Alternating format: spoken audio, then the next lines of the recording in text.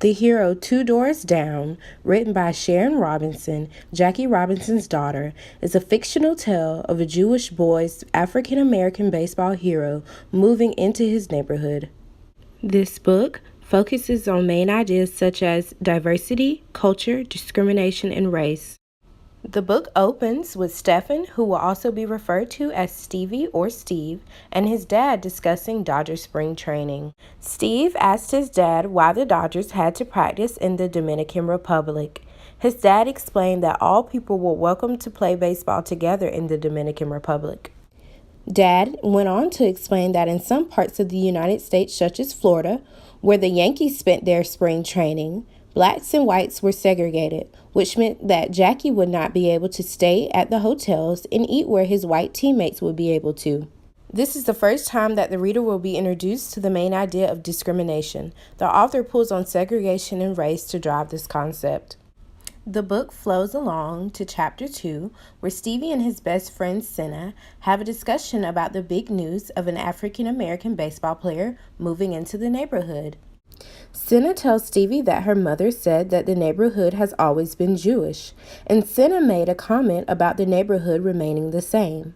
This angered Stevie. Later that night, Stevie had a conversation with his parents at dinner.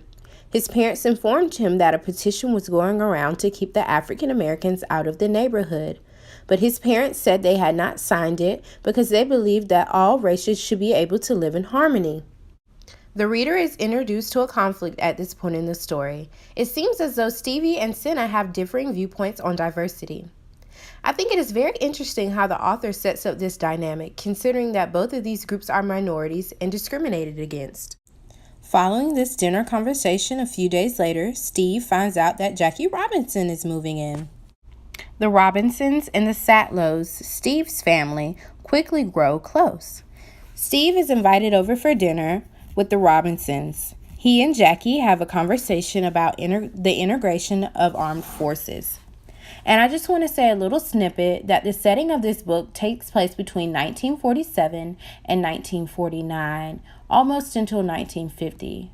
In the beginning, they discuss a little bit of previous information that happens in 1947, and then they fast forward all the way through the winter of 1949, almost into 1950. Later on in the dinner, Jackie shares a story about being arrested for riding in the middle of a bus. Steve is able to relate that story to his grandparents who faced discrimination because of their Jewish background in Russia in the early 1900s. At this point in the story, the author is showcasing varying viewpoints of discrimination, but also showing how these two groups of minorities share similar experiences. The author chooses to end the book discussing culture. Jackie invites Steve over to help decorate the family Christmas tree. Jackie asks Steve about his family tree, and Steve says that they do not have one. When Steve arrives home a few days later, he sees a Christmas tree in his living room, and his parents question him about asking Jackie for the tree.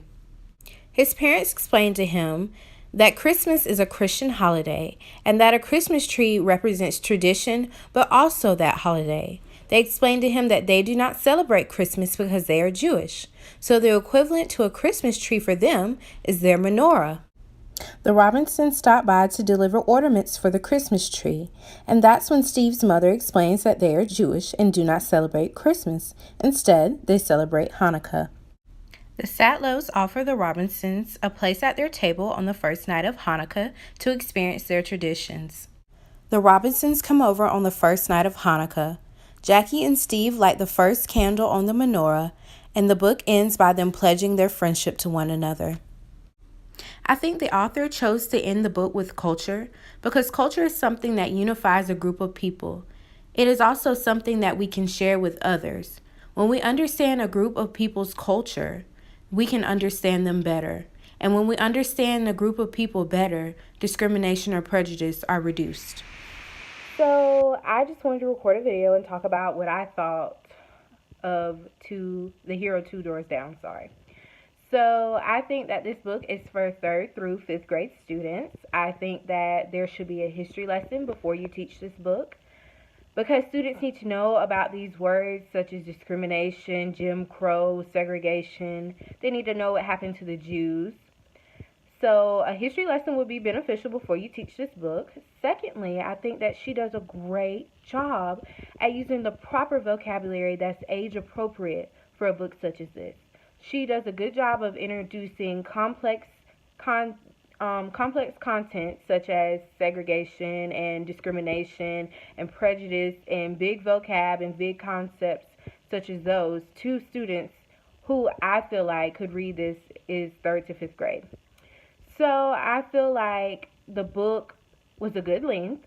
I feel like it could maybe even be a class read that, I don't think it would take more than 3 days to get through it in class.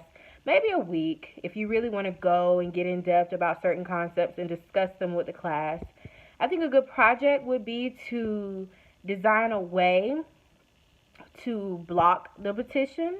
So maybe your students design something that's like a PSA about why we should let the African Americans in and why diversity is good, and they could come up with some ways and maybe even some examples from their life about who their friends are, what their family does, what holidays they participate in, just to get them thinking about diversity, and maybe if they're not diverse, get them thinking towards becoming diverse.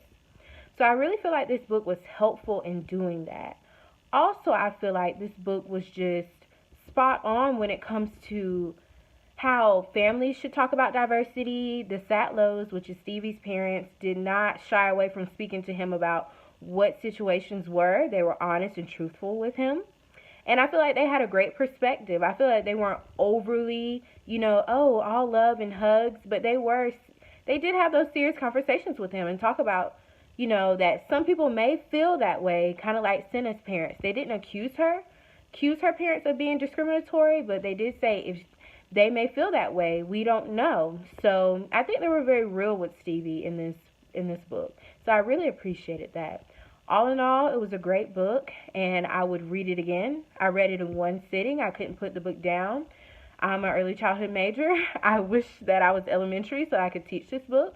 But if I do run into any elementary school teachers, I would definitely suggest this book because it was great, and it was great literature. It was a great read. Good text, good syntax, good everything. The book was perfectly laid out. And also, it could double as a history lesson for these children to understand where we have come from as a country concerning diversity and where we are now. Because the students learning this information today may not understand that, our country wasn't diverse at one point in time. So they've only grown up in a very diverse environment. So they need to understand where our country has come from in terms of that. But all in all, this was a great book, and I would read it again, and I would teach it if I ever had the opportunity to.